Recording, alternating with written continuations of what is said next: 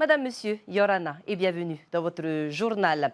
C'était donc aujourd'hui la seconde journée du sommet États-Unis-Îles du Pacifique, une séquence diplomatique historique. 2 jours de rencontres à l'initiative de la Maison-Blanche. Objectif, resserrer les liens entre les États-Unis et les nations du Pacifique sur le plan économique et diplomatique.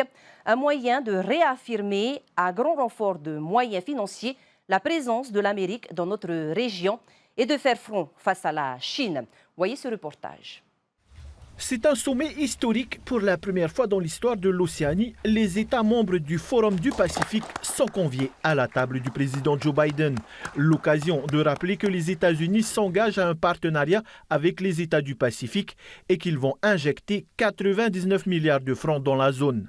Les États-Unis se sont engagés à consulter chacun d'entre vous et à collaborer à chaque instant car c'est dans notre intérêt et je l'espère le vôtre. C'est tout l'objet de ce sommet. La plus grande partie de l'histoire de notre monde va être écrite dans le Pacifique dans les prochaines années et décennies à venir. Et les îles du Pacifique sont une voie essentielle dans le façonnement de cet avenir. C'est pourquoi mon administration s'est donnée pour priorité de renforcer notre partenariat avec vos pays, avec le Forum du Pacifique. Dans son discours, Joe Biden a aussi rappelé que les États-Unis ont lancé en juin dernier de Blue Pacific Initiative, une coopération visant à renforcer les liens avec les pays du Pacifique.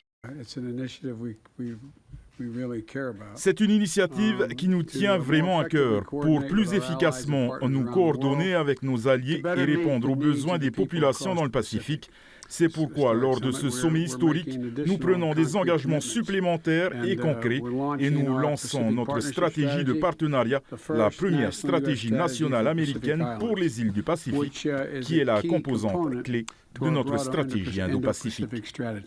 Lors de ce sommet historique, les 14 pays du Pacifique invités, dont la Polynésie, se sont engagés à renforcer leur partenariat et à rester unis. Parmi leurs priorités, la participation à la croissance économique et durable de la région, la lutte contre le changement climatique ou encore la protection des ressources. Ce qu'il faut retenir, c'est que contre la pêche illégale, là aussi les États-Unis ont promis aux pays du Pacifique, essentiellement ceux qui ne sont pas français, bien sûr, d'accroître leur Coast Guard.